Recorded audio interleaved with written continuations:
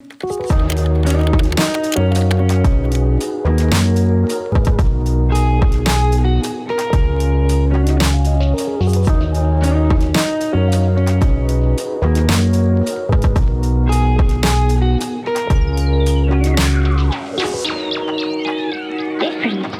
doesn't mean anything bad. It just means that you're special. You're one of a